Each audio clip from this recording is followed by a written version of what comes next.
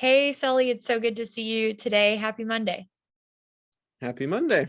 I Good to also see you. love a good color coordinated moment. And so I'm guessing those are like soundproofing things behind you, but they go flawlessly with your t-shirt today. It- Thank you. It was not planned at all, but I just happened to like this color. Yeah, those are actually little stains. I've had them for quite a long time, but I don't mind the color. I'll be honest. I think it's great. It's a little bit like retro, but in that way that's very trendy. So you didn't Thank even you. know it, but you're like crushing the autumn fashion game. Um, Mm, but anyways, for anyone who doesn't know you, this is Ryan Sully Sullivan. So you're known to your friends as Sully, and we'll go by that name while you're here because mhm. we are now officially friends because we're sharing this space and experience. Yes. What an honor. So thank you for being here. You're a sound editor and sound designer, which are things I did not know existed before we were introduced by Gray. And I'm really excited to learn more about this really crucial part of the cinematic experience and our lives and all this stuff. So needless to say, thank you for being here and for the conversation we will have today. Yeah, thank you. I really appreciate it. I'm really excited to be here. So thank you. Awesome. So I love to start at the beginning and go from there. So we're talking right now, you're in California, right? But that's not where your story Yes. began. So let's go back No. time machine to Sully as a kid. Where did you grow up? Did you always know that you cared about sound? Like, let's paint the picture if you would. Yeah, I grew up in Sinking Spring, Pennsylvania, or Reading, Pennsylvania, for if anyone knows that area. So that's it's kind of let's see, southeastern Pennsylvania. Sort of. I'm about an hour away from Philadelphia. It's a relatively small town. I actually just visited again for the first time in like 5 years, and my partner described it in a pretty good way, which is you live in towns between cornfields. And so that's kind of the backdrop of things. Is I lived in a pretty rural area. Um, and so not much going on, especially in that part of Pennsylvania where it's still mostly older people, and there's not too much going on. But yeah, I always knew that I had something for sound in music. I was really interested in the arts, and I started doing like visual art when I was really young. And I went to a like summer camp thing that included all of the arts, and fell in love with theater and started doing theater and musical theater specifically, and did that as a kid for a while, uh, both like kind of just locally and also like professionally, so regionally, and going to New York and a few times. And so yeah, did that for a while, and then I kind of heard dubstep in like 2010, which was 2010, 2011 was like the height of dubstep in America. Um, and yeah, I was really can't believe I had never heard sounds like this before. I got super into it, like a lot of other people I know my age, and it made me want to make music. I'd always kind of played instruments, but not really know how to play them for real, like traditionally. I just liked messing around or trying to figure out how to do something with like a keyboard. I had this like old Yamaha keyboard I would always like mess around with, and there was a bunch of little like effects knobs and everything I could mess around with, which was fun. And so yeah, I always knew that I wanted to do like something in music. um and yeah, so I started making music. And basically when I started I always been kind of obsessed with figuring out what am I going to do, what's it going to be like, in the future. And I was like, well, I like making music, but music production on like a day-to-day would be most of the time making music for other people, and it's just something I'm not interested in. And more and more I realized that I was more interested in doing the like uh more so of just interested in music and sound rather than just like making music. I wanted to make music for myself, so as a hobby.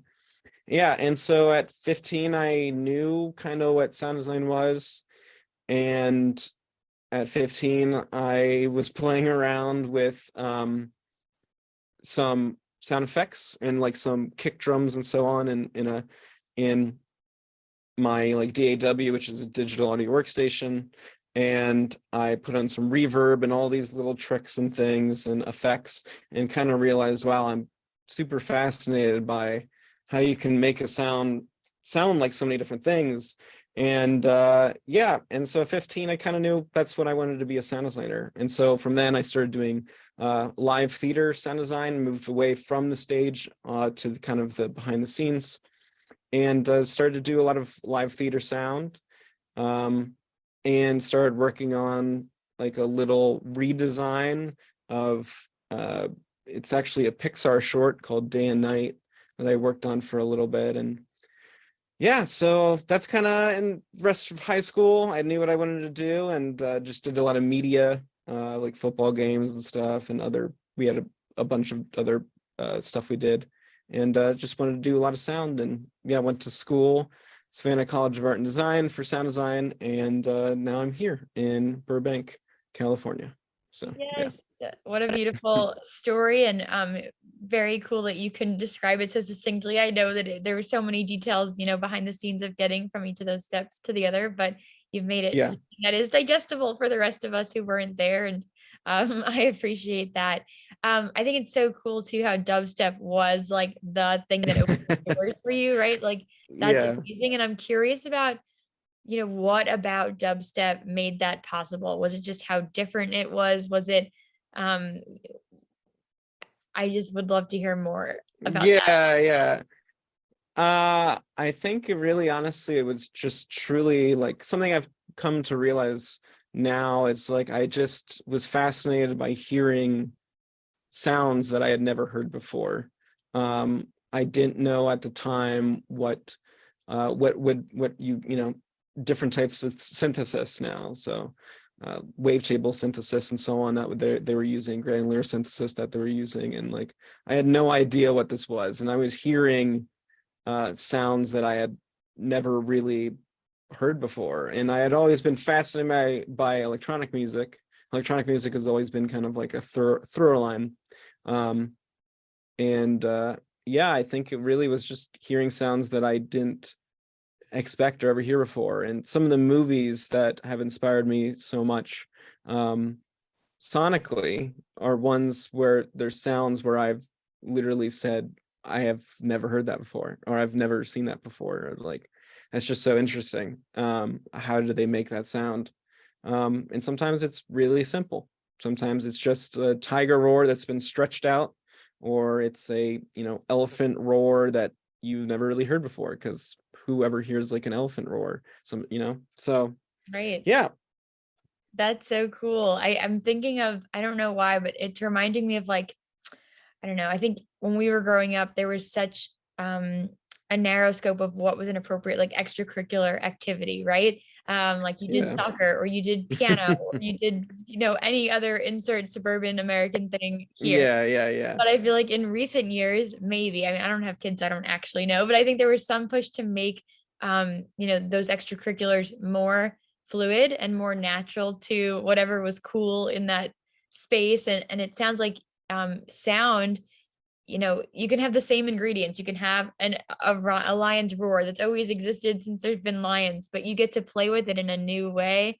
Or for dubstep, Yeah. you get to play with sound in a new way. And that sounds like it was really energizing for you. And we all get to enjoy the result of everyone who's having fun with those different things. Yeah, exactly. I mean, I think that's kind of the, maybe one of the big lessons or themes, I guess, for this about sound design or talk, is like just I think I'm always really interested in how people react to hearing sound, or like how they interpret it. Sometimes, it can make you cry, or I was seeing a movie yesterday, and a piece of music just came on, and I was just like overwhelmed with emotion. I was like, I don't know what's going on here, but I feel this way. So it's like I think that's the part that I think is really beautiful, is like that I can just transport someone to a different place for sometimes, 2 hours. So Yes, that is so such a cool privilege, right? And you yeah, it is. Yeah, it's an when we honor, really. yeah, Yeah. when we spoke about it last time, I think you described it as like the thing in the air, right? Just like this essence Yeah. that music or sound can evoke. But I think what's really interesting in your story too is that you were on the actor side of it, right? As a kid, like you were on the stage. You were describing, even though you gained this really cool thing with sound, did you feel at all, was it hard to decide, okay, I'm not going to be on the stage evoking this feeling, I'm going to be behind the scenes evoking this feeling? Was that something you had to think about at all? Was it not? What was that like? Um, Honestly, no, it wasn't that bad. It only kind of just informed how I approached the two, honestly. Like I mean, the biggest thing, it's pretty wild how similar they can be. I mean, the biggest thing you'll always hear as an actor is like the most important thing you can do is listen. Like you want to get to the point where uh you, the character, are not saying a line, you're saying the reaction to what you're hearing. So, and so a big part of learning to act, right, is listening and trying to listen to what is happening in the scene and reacting to that. And when you can fully dissolve yourself into just like, this is not what the playing the character would say, this is what the character says. Um, and so I think that helped kind of transition to sound, where, especially in theater, it's so compromising in that, like, it's really hard to sell people sound effects and sound design, because they can sometimes, most of the time, see where the speakers are. They can feel, specifically where they are. It's way more of a precision type of thing. That's why a big part of theater sound design is like almost 60% how you set up the speakers and how you're playing back your audio. And then the fun stuff that you get to do right at the end is the actual, like, sound editing, getting the sound effects and so on. But it's really about how people are interpreting the sound that is being pushed from the speakers. And so yeah, I think I learned, like, kind of what sounds or where you could do things and how it would make people feel, and how people would listen to it and react to, kind of like how an actor listens and reacts. So no, I don't think it was that hard, because it just kind of benefited me. And I think that's one of the questions I always get asked from some older sound workers, is like, okay, what's the thing that makes you different? And for a while, I was always like, well, I'm super into electronic music, blah, blah, blah, all of these different things. But I think at the end of the day, the thing that made me, or makes me, a little different is that I was an actor. And there's definitely some things that can, like, I benefit from. Um, I feel like the biggest thing is having a big emotional resonance to words and acting, and how sound can reinforce someone's actions. Um, you know, I can go into that later of how sound reinforces an action, Yeah, but yeah, I think I think it was easy, to be honest. that's so cool, and so cool that you get to bring that in now as like a strength too, that you come at it from this different perspective of being on the stage or being the actor. Yeah.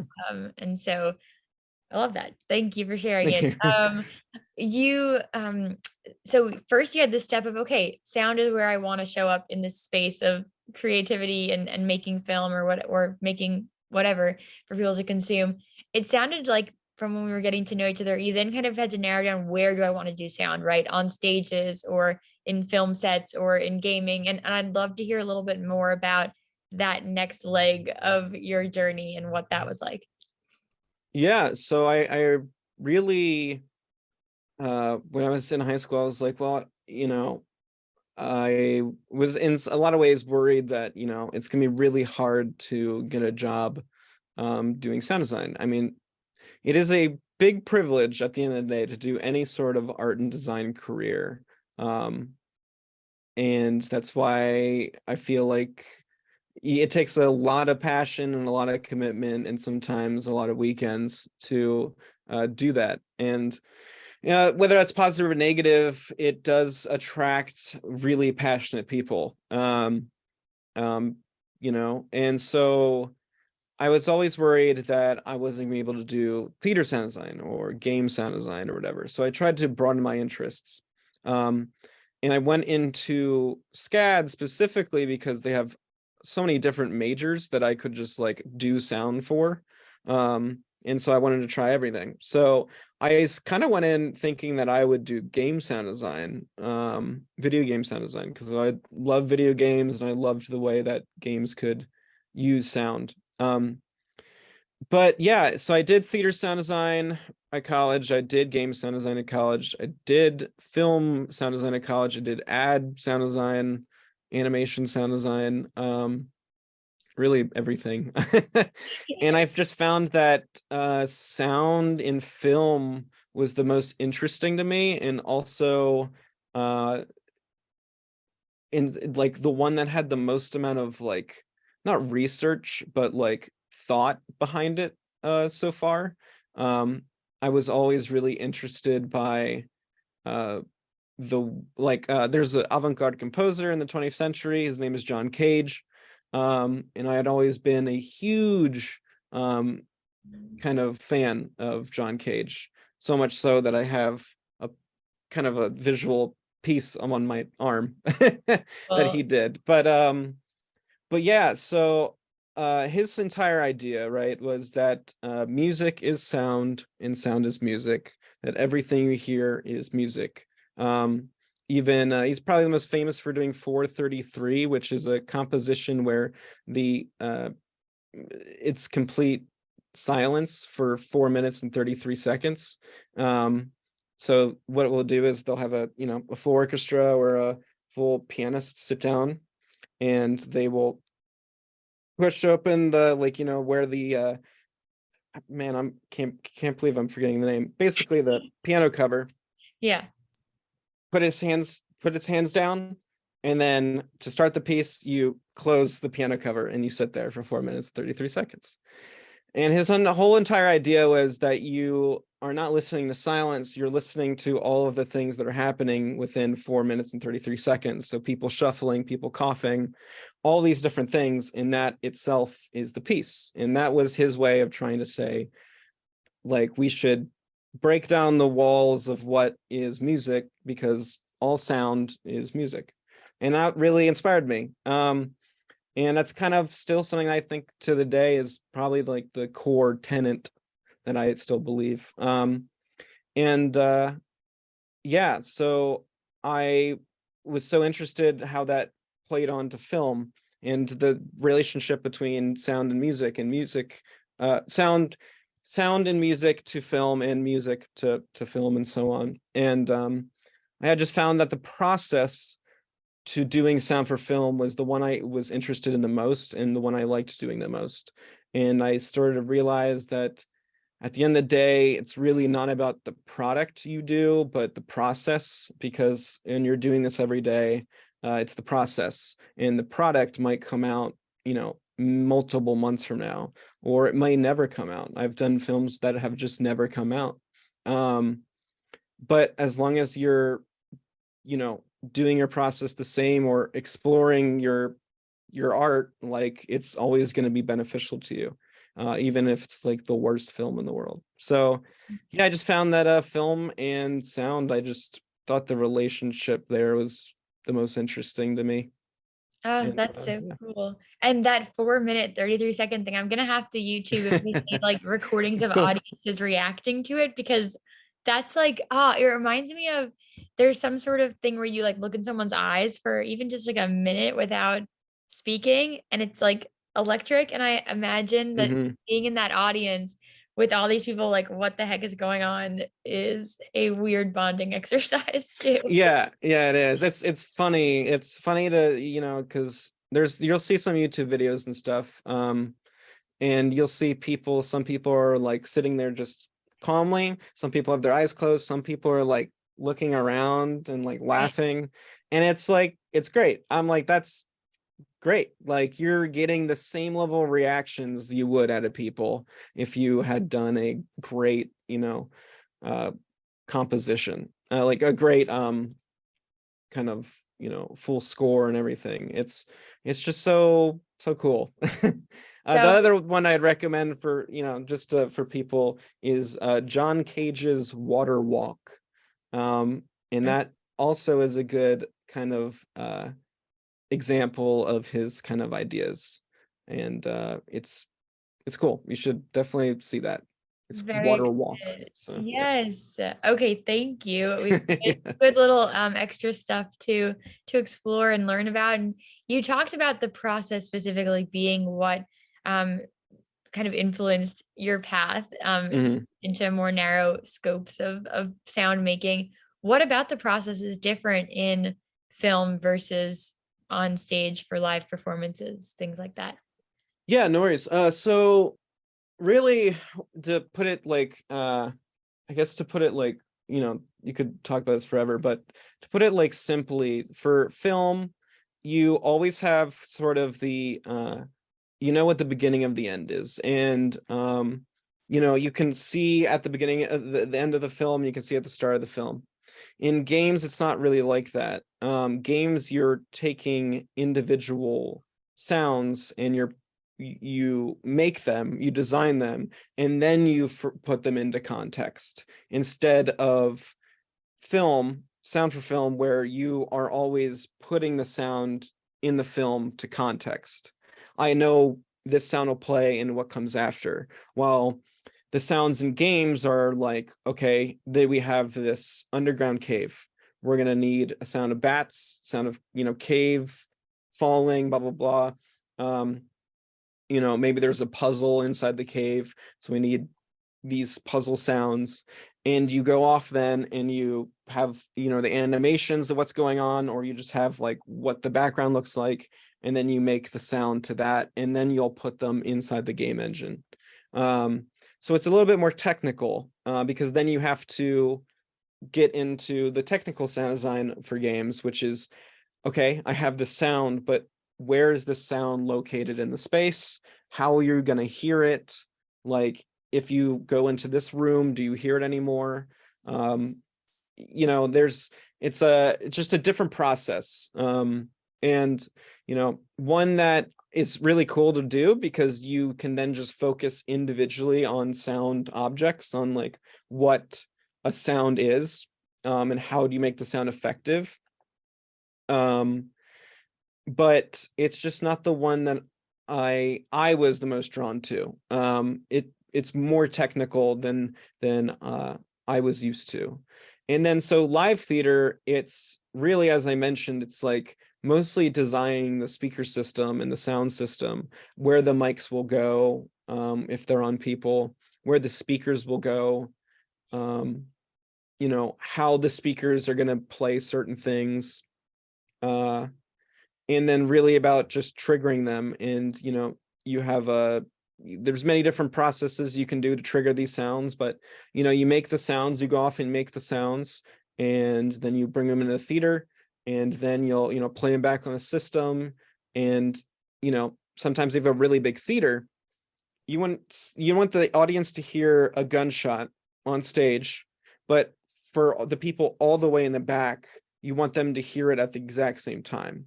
And there's a delay between that. If you hear really if you hear the gunshot on the stage, there is going to be a noticeable delay, or like millisecond delay, when you're in the back. So it's about timing things. How do you get the audience all around you to hear the same thing? How does the speakers affect you? Are they going above you? Are they going to the side of you?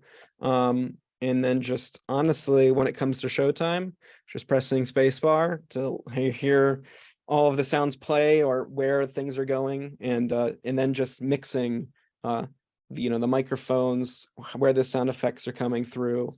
And so I loved that. I loved doing that, and I loved the idea of just like the live playback in a space.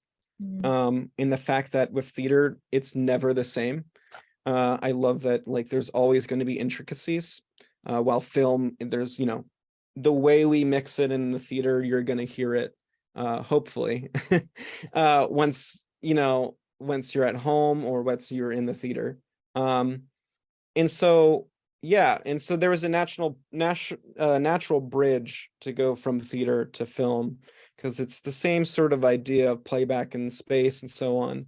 It's just now a little bit more confined, because theater is always changing, while film is changing for a good bit, but it's always a little bit more, I guess, you always kind of know what's going on to a degree. So Yeah, yeah. that's so cool. Thank you for taking the time to kind of parse out those different experiences. I feel Yeah. like on the one end, the video game one seems really technical in like the laboratory kind of sense of like, technology stuff coming together. And then the theater one Yeah. sounds technical in like the literal spatial awareness and like nooks and crannies of the Yeah. environment, which is Exactly. really interesting how that whole spectrum comes into play. We have talked a little bit about, different ways that you show up in the sound space, but I want to make sure that we really delineate like sound design versus sound editing, Oh because yeah, for sure. they're both so cool and so complementary, but different, as I've come to understand from you. So if you would kind of help us break that down. Yeah, I'll kind of just explain the role of sound throughout the different processes in film. So in production, so when they're shooting the film, you're gonna have production sound, the people on set doing the sound. That will usually be like a sound mixer, a boom op, could be like a sound utility or a sound assistant. And they're responsible for capturing the dialogue, or any specific sound effects that might be really specific to the film. For instance, like, there's a movie I did that's coming out soon called Devotion, and it's a war movie, and there's a lot of these very specific Korean War planes. And so the production mixers and production sound captured a lot of the sound of the airplanes and had them do what we call wild takes, which is just fly by without any footage, just to get the sound of it. And they did a really incredible job, and it really helps us when you go to the post-production phase. And post-production is when you are done shooting the film, you're now editing it, and now you're going to do the visual effects, you're going to do the editing, and you're going to do the sound and coloring and kind of the finishing touches, so to speak. But the finishing touches can take a very long time. But there's two big parts of post-production sound, and that is sound editorial and sound mixing. And sound editorial is editing the dialogue, editing the sound effects, editing the backgrounds or ambiances, editing the Foley that will go into it. And I can explain those processes. And then there's sound mixing. After the sound editorial is done, you will go to sound mixing. And sound mixing is when you take all of the elements, dialogue, music, and effects, sound effects, and you bring them all together to make a cohesive experience, so that the music is really big here and the dialogue is really quiet here, or the silence you hear right before a jump scare is very effective. And they're going to mix it to, whatever it's going to be played back in when you get it. So, I was part of the team for the Lord of the Rings of Power, and so we always had in mind that it was going to go to homes. I've done Devotion, and Devotion we always had in mind it would go to Dolby Atmos and IMAX, and so big theaters. And they'll do all these different mixes. It always starts from one big mix, and then they'll do spend some time on doing the individual mixes so that you hear it at home, how you would want to hear it at home, or how you would want to hear it at the theater, and so on. And and then it goes off, and then you hear it in the theaters. But That's I wild. Yeah, but I'm in the sound editorial phase. So I am a sound editor and sound designer. And what that means is, as a sound editor, I am the one cutting in gunshots, car doors, regular doors, dog barks, all of the sound effects you hear in movies that go to make up the world and the story. And then as a sound designer is usually a higher position to a degree. It depends on the film, but the line is being so blurred. They used to be very different. Sound editorial used to be like, sound editor went off and they cut the doors, they cut all of these sound effects. And the sound designer was the person they brought in to do all these crazy specific sound effects. So think about the T-Rex in Jurassic Park, or I don't know, like all of the really specific stuff in like James Cameron's Avatar, like robots and so on. But now the line is being blurred because everyone is kind of doing everything to a degree. And so, yeah, as a sound designer, I will also, as I said, will make these specific sound effects. So say, for instance, I'm doing a horror movie right now, and in the horror movie, we want obviously like bass hits and like tension and drones and just feelings of unsettling or stuff, or really specific demon voices or whatever. Yes. And as a sound designer, I will go off and do that.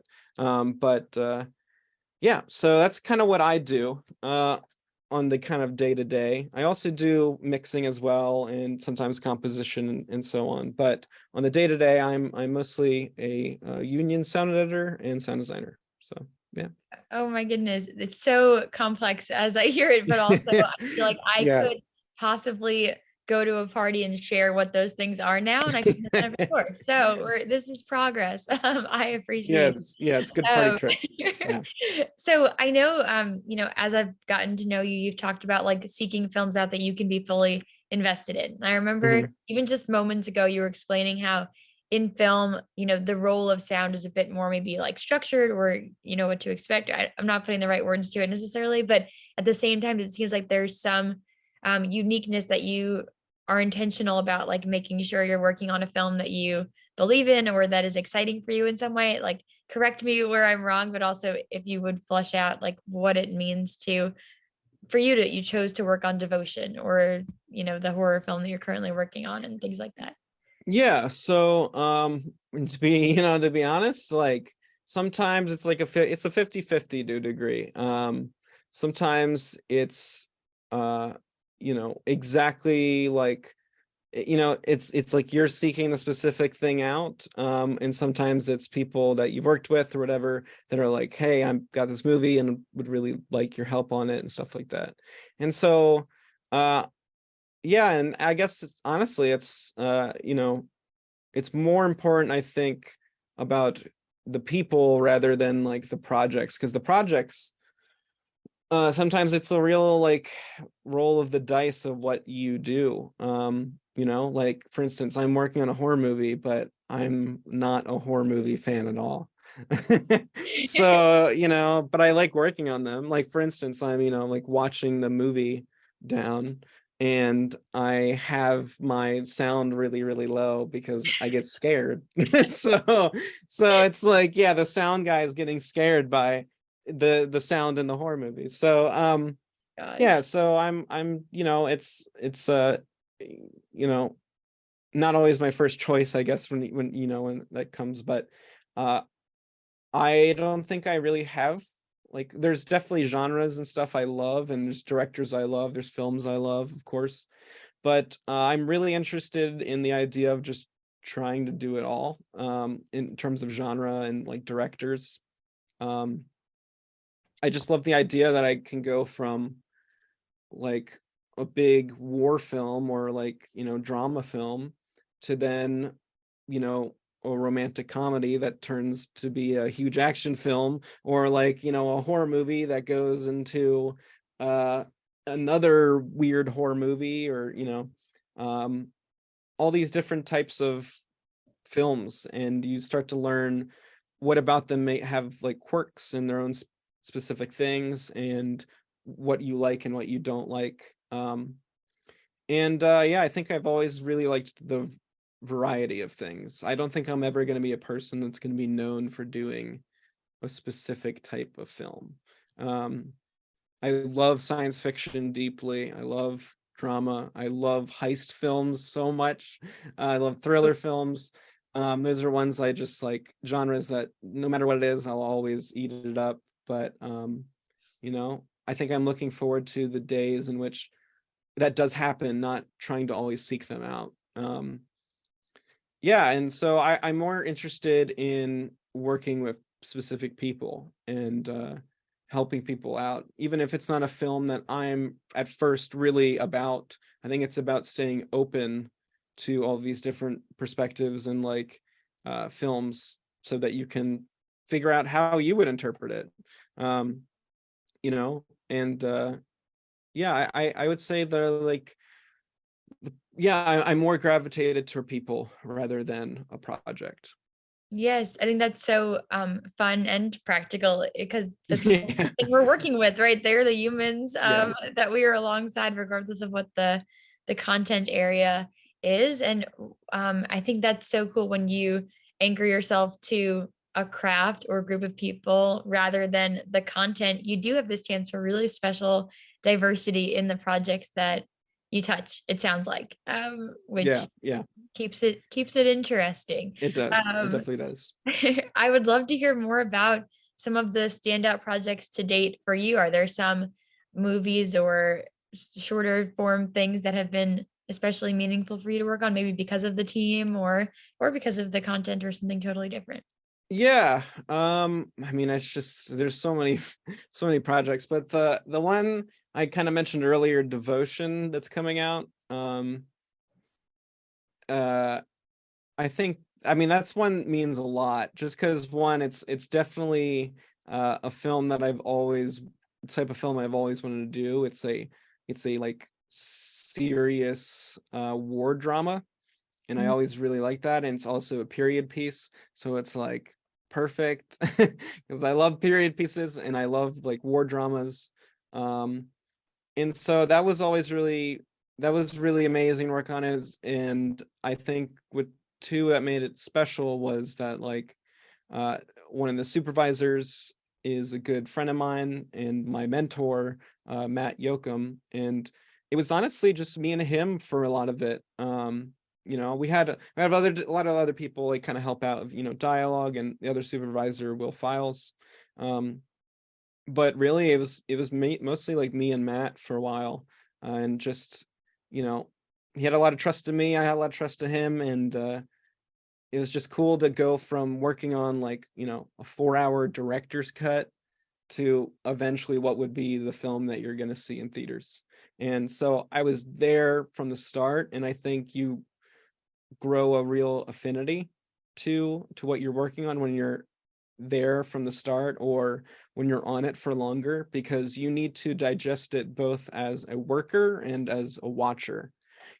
Like there was days where I had to just think about like what's the motive of this scene, like what is this one character trying to get out of this other character, like what about this scene does it say about the rest of the film, or like society, or um politics, or so on. Like what am I trying to convey with the sound? Like should it feel more comforting, should it feel tense?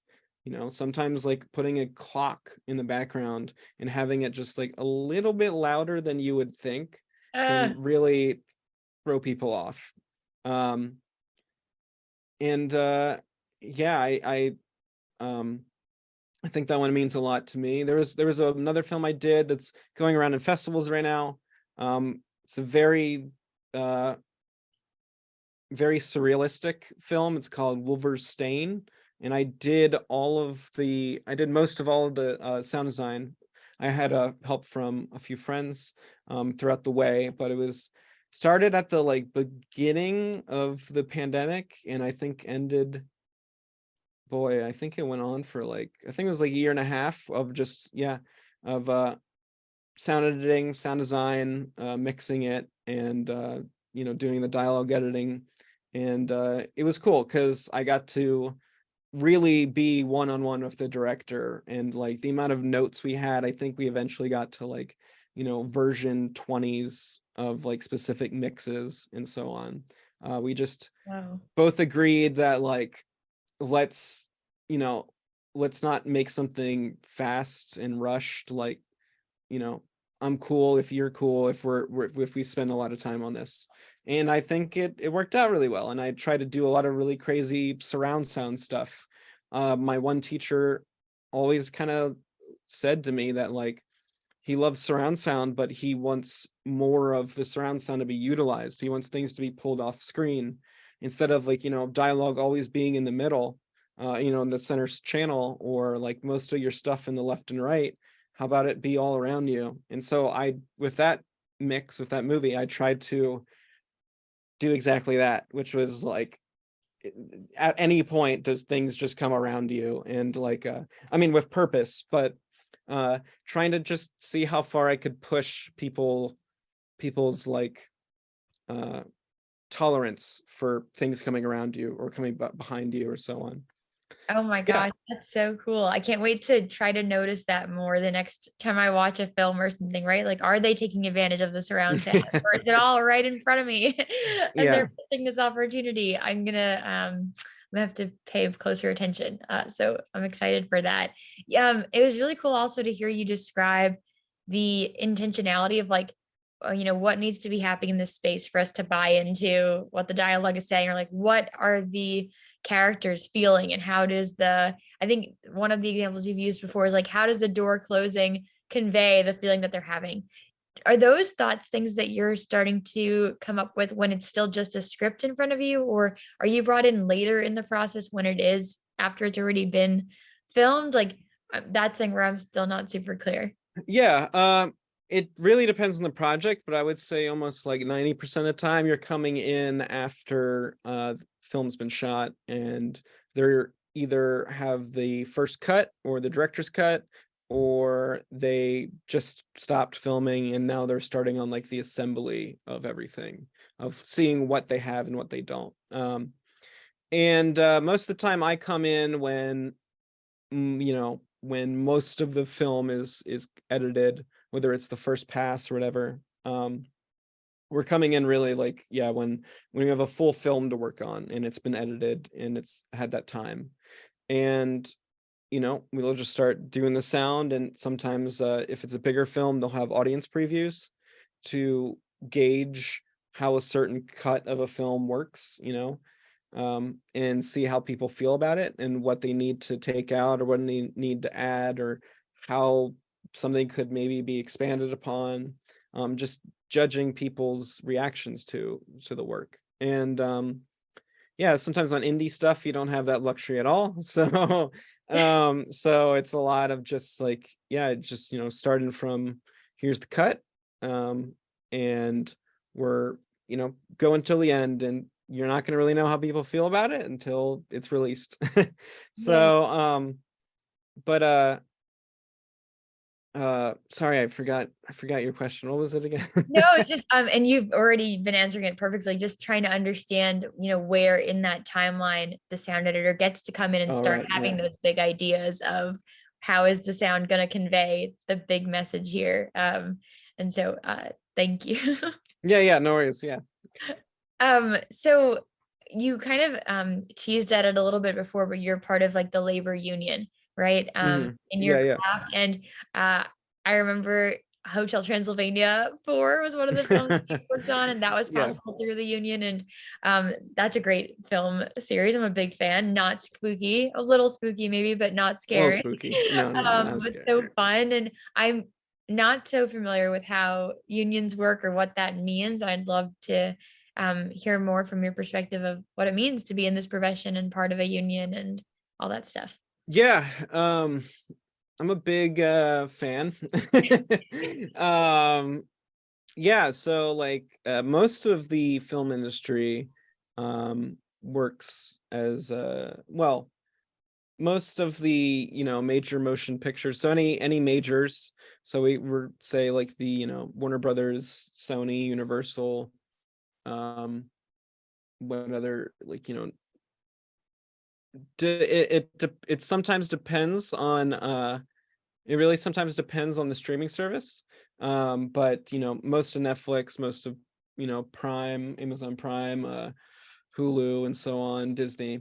And but it all depends show to show. It's there's so much being made that it's coming from the small ends of the world, and small budgets to massive budgets, and it all depends. But yeah, the union basically, well, it most of the film industry works within the union. And basically, to put it simply, I mean, this could be a whole talk on itself, but basically put it simply, like, I'm part of IATSE, the international, I'm gonna mess it up. Anyways, No one I'm part knows of about IATSE, that. Motion Picture Editors Guild.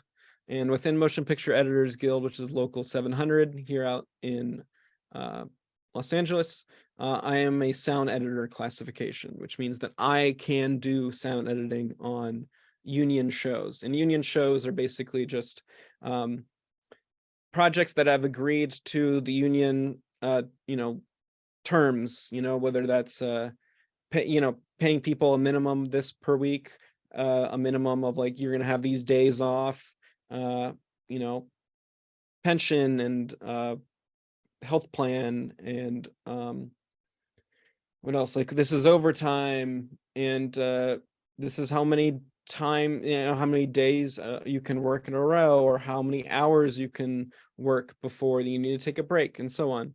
Basically, just there to protect workers from producers and studios, and allowing a safe place to work. And I am a fan because I did a lot of internships in college, specifically out here in LA, and just doing sound in general. And I kind of learned pretty quickly why we have a union. Well, I guess what I mean is, like, I have never been treated poorly since being in the union. But I would say I was treated poorly before that. I got to see what the non-union, or non-union, very indie kind of life was. And it can be really tough. And you see why we have a union. That's just my personal experience. But yeah, I'm a fan because I have, everyone I've ever worked with in the union, or everyone I work with shows, is extremely passionate. I wish the barrier to entry to the union was a bit easier. They make it pretty tough, but in some ways that weeds out people it weeds out people to a degree. It really allows, like, you have to be really passionate, really get your days in order to get into the union. But I do just wish it was a little bit easier to get in. It can sometimes be a little difficult. But yeah, and yeah, just helps us be treated right. Yeah, I mean, that's the point of the union, and it's what it's done for me. So yeah. yeah, it's mind blowing how many checks and balances are in place. And it's so cool. I mean, I take all these things for granted as someone showing up to watch Hotel Transylvania, right? But it's important to make sure that people who worked on it had a nice life while they did, and Yeah, exactly. that everything, goes smoothly. But I remember you kind of explaining that even from coast to coast is different, right? Like, this is not a uniform experience throughout the Yeah, United yeah. States. Like, maybe New York is more indie heavy. Is that right? Or how does Yeah, that? yeah. New York, yeah, there tends to be generally smaller budgets in New York City, in New York area. Yeah, smaller budgets, usually more indie, usually more, I would say, like, maybe some, like, socially or politically important stuff, documentaries, Mm, indies, television shows.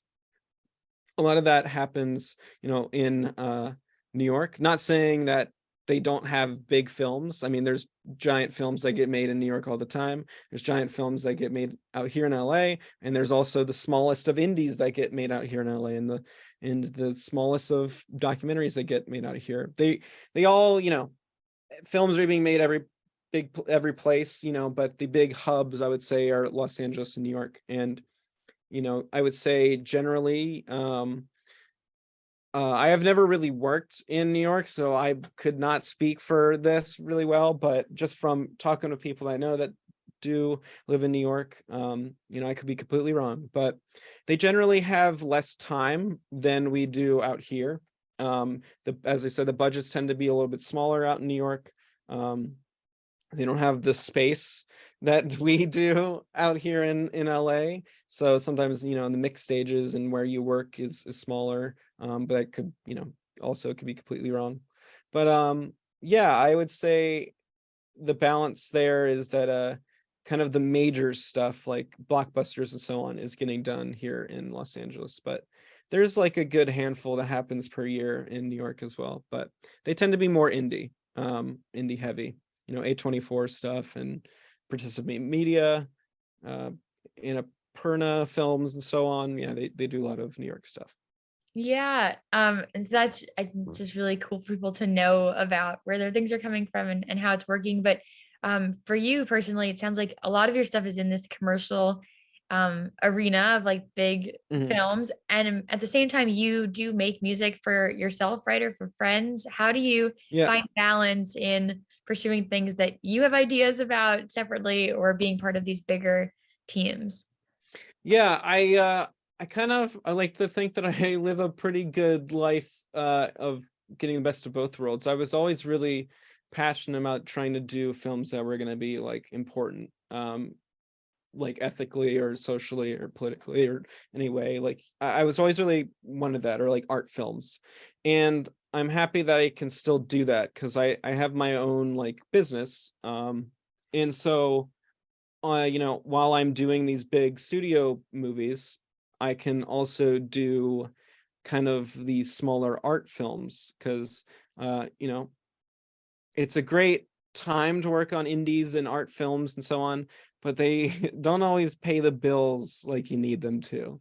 Sometimes there's just a lot of passion and grit to get through it. And so I'm happy that I can, work on the you know, biggest blockbuster thing and then also work on the smallest very weird or experimental or art film or fashion film thing on the side.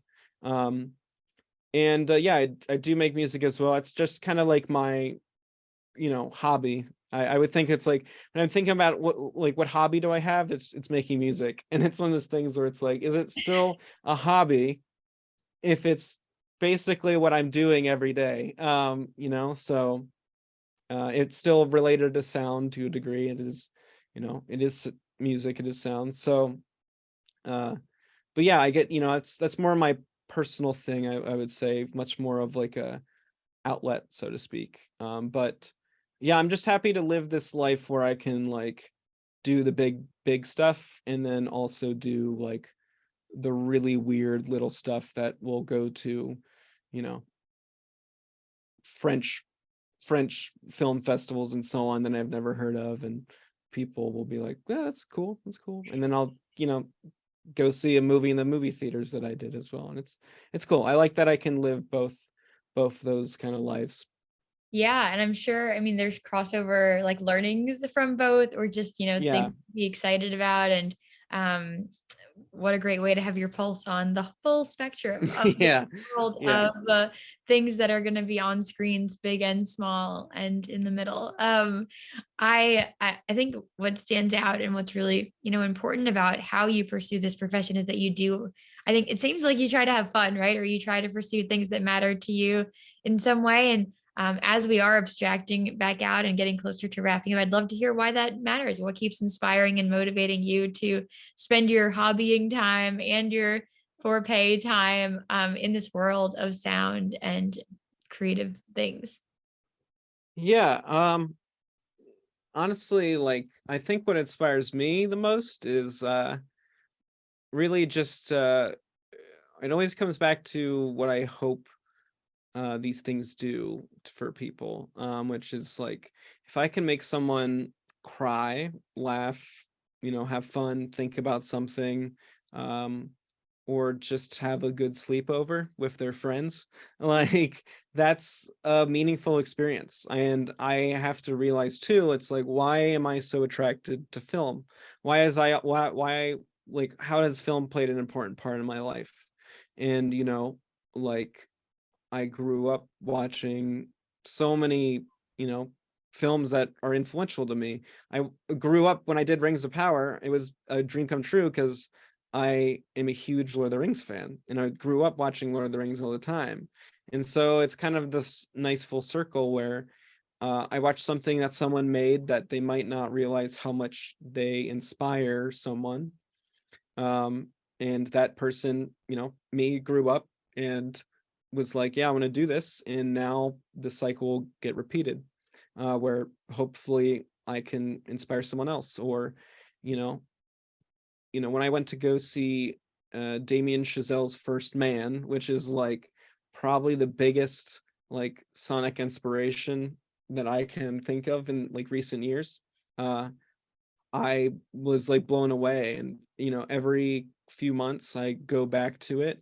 I have the I have the movie on my computer, uh like with the stems, not the stems from the sorry, I have like with the full sound, and you can kind of hear all the full sound in my room, and I'll just watch it and just be like, how do they do that, or how do they make that, or I've never heard that sound before, or like listen to that little thing, I didn't ever notice that before. And like they probably didn't know they were going to do that to someone, especially working in their, same industry. It's like, uh, that's meaningful. And it made me think about things, and it made me listen, because, you know, I think we hear a lot of things in the world. I think we hear a lot, but I think we don't always like listen really like very much. Uh, and I think that's the thing I would want to like inspire to other people, is that like take the time to slow down and like not hear things, not just be like, I'm in a city and I hear the dogs barking and the cars going by. Like, no, take a second to like really listen, and then ask yourself, like, how does that make you feel? Does that weird, you know, brakes failing on this car, does that make me feel under like nerving? How does that make me feel? And as someone working in sound, I can be like, well, that doesn't make me feel good. So next time I'm working on a movie where I need to make someone not feel good, I can use that sound. And so yeah, I think what inspires me is just like knowing I can maybe hopefully inspire other people, or allow people to just like listen and hear, or honestly at the end of the day, just hear like see a good story. And as I said, sometimes even just have a good sleepover. Sometimes we just need a lot of fun in our lives. Sometimes, you Mm. know, we need time to go to a movie theater or be with friends and watch a movie that is dumb or fun or whatever, or inspiring or interesting or sad or happy, and kind of like be there for that. And I think those experiences are like really beneficial. So that's what I hope. I guess that's what inspires me, is like, can hope people take that away from things I do. Yes, I think that's such a beautiful like idea, and so true and important to like not take for granted those moments. I had a magazine briefly in college, and it was meant to kind of empower women in different ways. And I called it Yeah. brunch, and I called it that because I thought it was like something that people take for granted. It's like, oh, it's like a funny thing that like white girls do in like middle class suburban neighborhoods, right? Like we go to brunch, Yeah, yeah, yeah. these things that bring people together, if they're a movie, if they're a brunch, if they're a slumber party, whatever, like that is a chance to learn a new idea, right? Through Yeah, interaction exactly. over the thing or just interacting directly with the thing. And we should never take that for granted. But then the other thing that you said that really stood out to me is like this idea to stop and listen. And it's something that I need to like be held accountable to often. I feel like I just want to like get the thing done and check it off. Every year I try to read this certain amount. And like right now I'm super behind. So like try to power through it. And I'm not taking a lot of time to reflect. But I was watching a reel on Instagram like right before this today. And they were Hmm. talking about a way to read something. And reading a very short amount, but reading it like 5 times. And like the first time Yeah. you ask yourself, what does this make me feel? And like, then what can I take from this that I want to avoid? Can I take from this that I want to gain? Yeah. Right. Yeah. Like having that stance when you go into a park or when you hear this car honking right now, Yeah. already Yeah. making me Good anxious, timing. right? Like very good timing. I think that intention is so huge and how you get to add that to your arsenal and then it appears in some movie and someone else gets to take away that whole scene. And it's amazing the chain reaction that can come from one person's intentionality. Yeah. Yeah. So No, yeah. exciting. So as we are, all these good feelings and talking about these good wishes, any wisdom that you haven't shared yet that you've learned along the way that you would like to impart to people who are trying to get involved in this sound world or listen better in their lives, any and all of the above? Yeah. I have quite a long list of these things. I try to Love it. think about things that I wish I would have known, and I call them things I wish I would have known in college, but really it's about things I would just could teach myself in the past, or things that I might have thought were important in the past, but now are not as important. And yeah, just as I go and learn more, I add to that list. But yeah, the biggest, some of the biggest things from that is the best teaching you're ever gonna get is from you doing the work.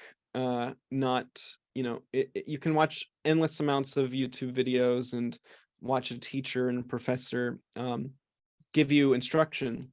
But at the end of the day, that's their instruction that they got from doing the work and them learning. So the way you're going to figure things out and how you're going to inform making the right decisions in terms of sounds that make people feel a certain way, or what makes a full sound, or tonal versus noise, is just doing it, doing the work. So really, like, just hit the pavement, honestly. Yeah, one of the things I kind of already mentioned is just, yeah, take a second to like listen to a film that you really like, or the world around you, and see how it makes you feel. Yeah, there's a bunch of endless resources. It's a pretty small community at the end of the day for sound.